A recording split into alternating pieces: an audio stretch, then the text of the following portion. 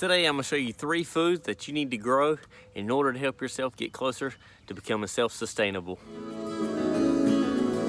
Hey everyone, this is Colin with Salty Acres, and if you're new here, make sure you click that subscribe button, especially if you want to grow your own food and learn more about gardening.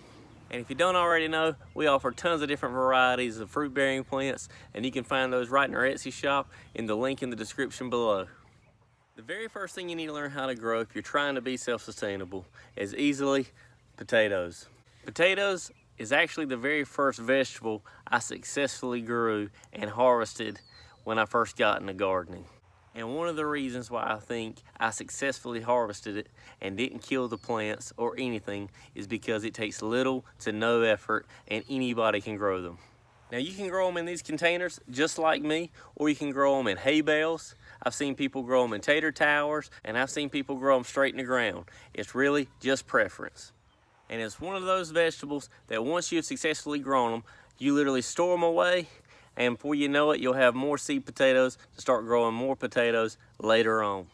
And if you don't think potatoes are one of those things that you need to learn how to grow in order to be self-sustainable, I want you to think about how many times you eat potatoes between French fries, between regular meals on a regular basis, and you don't even realize you're using a potato. So after you've taken a step back and realize how often you use potatoes, you'll realize that it's a must-have when trying to grow your own food and being self-sustainable.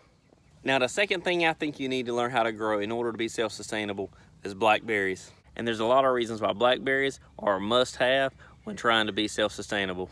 Not only are blackberries easy to grow, but they are used in a lot of different things. Blackberries are usually used for a lot of sauces and jams and jellies.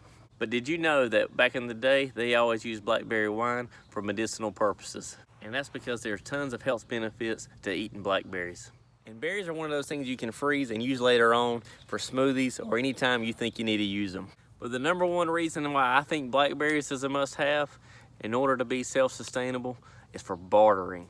A lot of people don't realize if things go south really quick, food will become the number one barter system. And blackberries are one of those things you can easily barter with. And the last thing you need in order to be self-sustainable when growing your own food is chickens. What a lot of people don't understand when it comes to having chickens is it's really one of those pets that you don't understand how easy it is to have until you get some. Chickens are one of those things where if they're left out running around, free ranging, they can keep themselves up all they need. We let ours run around just like this one behind me, and it's one of those things where they get enough food when they're out scavenging and looking for more things to eat. And just like blackberries, eggs can be part of a barter system as well. Eggs are packed with protein and they can easily be stored in a lot of different ways. But if you have fresh eggs, they can sit out on your counter for up to 4 weeks without having to be refrigerated. Now after 3 to 4 weeks and you decide to put your eggs in the refrigerator, they're good for about another 30 days. So if you stuck around to the very end, I hope you have a sense of urgency to learn how to grow those 3 things. All 3 things I recommend everybody learn how to grow. And all 3 things come in a plentiful amount as long as you try growing them.